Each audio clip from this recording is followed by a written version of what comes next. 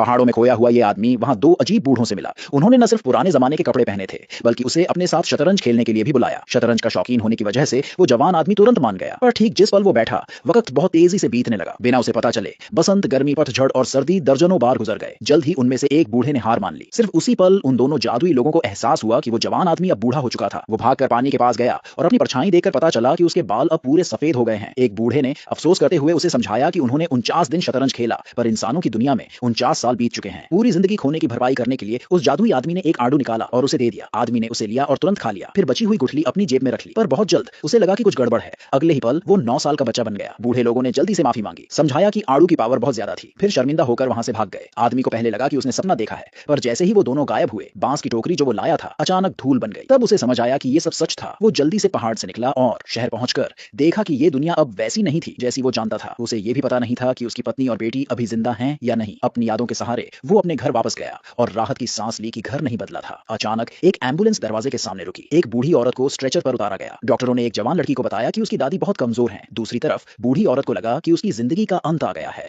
और वो खुश थी कि आखिरकार वो अपने पति से मिल पाएगी। जब उन्हें विला में वापस ले जाया गया, आदमी ने अंदर जाना चाहा, पर सिक्योरिटी गार्ड ने उसे रोक दिया। उसने दावा किया कि वो परिवार का दोस्त है, पर गार्ड को लगा कि ये छोटा बच्चा उसका मजाक उड़ा रहा है। अपनी पत्नी को बचाने के लिए उस आदमी ने गार्ड के पेट में मारा। उस अजीब पावर की वजह से कई गार्ड्स भी उसका सामना नहीं कर पाए। शोर सुनकर जल्द ही वो जवान लड़की आ गई। जब उसने लड़के को देखा तो वो हैरान रह गई, क्योंकि उसे उसके प्रति एक अजीब सा जाना पहचाना एहसास हुआ। आदमी समझ गया कि ये उसकी पोती है। उसने उसे बताया कि उसकी दादी की हालत बहुत खराब है और वो किसी से मिलना नहीं चाहती। आदमी ने उसके सामने एक सौदा रखा। अगर वो शतरंज की वो पहेली सॉल्व कर दे जो उनके परिवार में पीढ़ियों से चली आ रही है, तो उसे उसकी एक मांग माननी होगी। जवान लड़की ने उसे एक मौका दिया। उस चेस बोर्ड को देखकर, जिसे उसने खुद सालों पहले डिजाइन किया था, वो आदमी बहुत इमोशनल हो गया। थोड़े ही समय में उसने शतरंज की वो पहेली सॉल्व कर दी जो दशकों से अनसुलझी थी। जवान लड़की ने तब उससे पूछा कि वो असल में कौन है, पर वो जानता था कि अभी अपनी पहचान बताने का सही समय नहीं आया है। उसने बस इतना कहा कि उसकी इच्छा दादी को देखने की है। उसे जल्दी से कमरे में ले जाया गया। अपनी पत्नी को बिस्तर पर लेटा देखकर वो आदमी पछतावे से भर गया। बस एक छोटे से भटकाव की वजह से उसने अपने परिवार की पूरी जिंदगी मिस कर दी थी। उसने अपनी पोती से बाहर जाने के लिए कहा। वो उसके साथ अकेले रहना चाहता था, ये सोचकर कि लड़का खतरनाक नहीं है। जवान लड़की बटलर के साथ कमरे से चली गई। आदमी ने अपनी पत्नी का हाथ पकड़ा और बार बार माफी मांगता रहा, पर वो पहले ही बेहोश थी। उसे बचाने के लिए उसने आड़ू की गुठली निकाली, उसे पानी के ग्लास में डाला और फिर वो पानी अपनी पत्नी को पिला दिया। इस बीच लिविंग रूम में बाकी दोनों पोतियां जल्दी से आ गई। ये जानकर कि एक बच्चा उनकी दादी के साथ अकेला है, उन्हें गुस्सा आ गया। उसी समय